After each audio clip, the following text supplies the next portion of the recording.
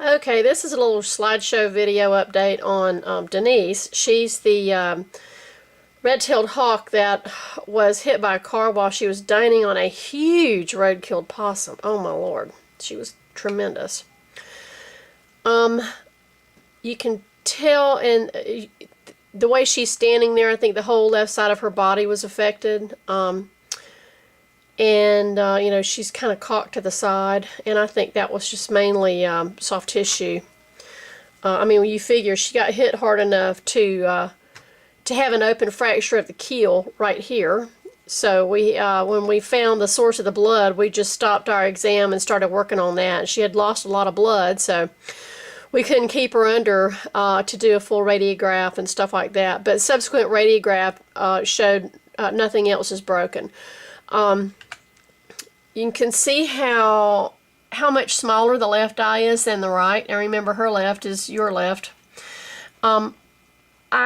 She was in-house for 5 days, and she allowed me to put steroid drops in her eyes without having to restrain her. I mean, it was just remarkable how patient she was with me, and I was just really slow and quiet and methodical. And you can see with the brow ridge really sticks out. It's sort of like sunglasses for them when they're out, you know, flying.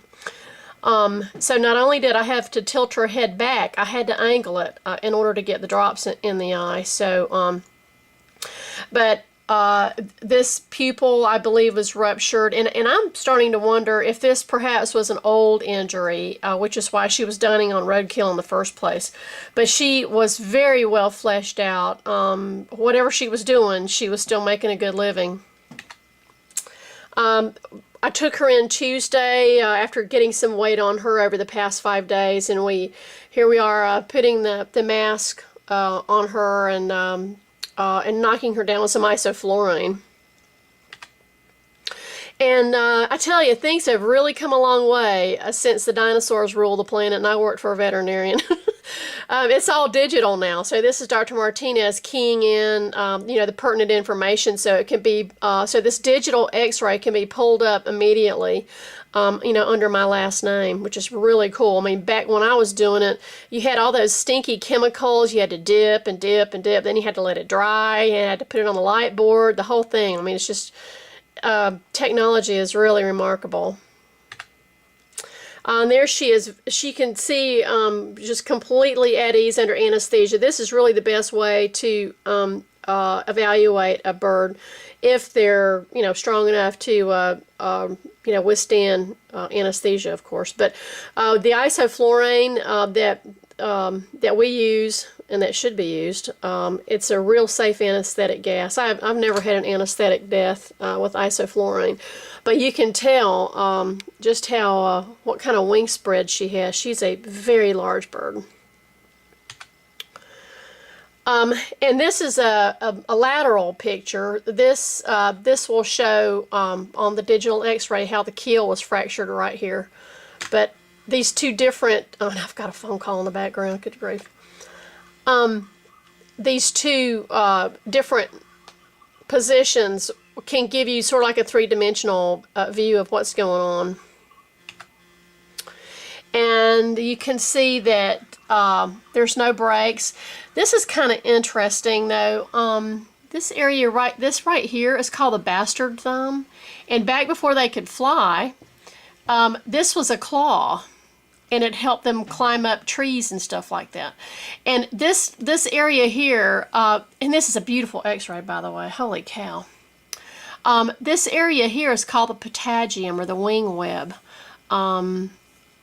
And it's just a piece of skin with feather tracks on both sides. So for birds that get caught in barbed wire fences, this is the kiss of death right here, because there's nothing to suture back together if that hole is too big to articulate. And that's what usually causes, you know, having to put the vast majority of them to sleep that hit barbed wire.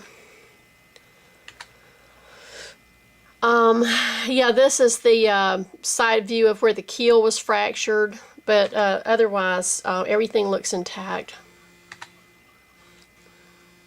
And another view of where the keel was fractured. So we assume with the blood loss and stuff that there's some internal damage, and could be why she didn't want to eat for a week. She finally self-fed. Today's Saturday. She finally self-fed, I believe, yesterday. So I've had her a week, 8 days now.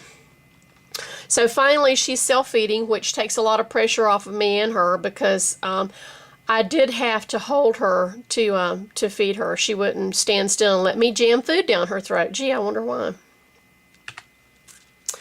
And this is Dr. Martinez looking in the eye. You can see there's just not definition. Now the uveitis was, this is the white, that cloudy part right there, that had covered the entire eye when she came to me last week. And you can see a little bit of blood still here in the anterior chamber. And I was using steroid eye drops after I fluorescein stained the eye just to make sure that there are no defects on the cornea. Because if you start putting steroids on a cornea that's been compromised, then you can melt the cornea, because steroids impede healing if it's cut or something. Now they're leaving me a message. Okay. And here she is in chambers. I put her in chambers. I think this must be a bird call. Anyway, this is the last slide, so I'll sign off for now.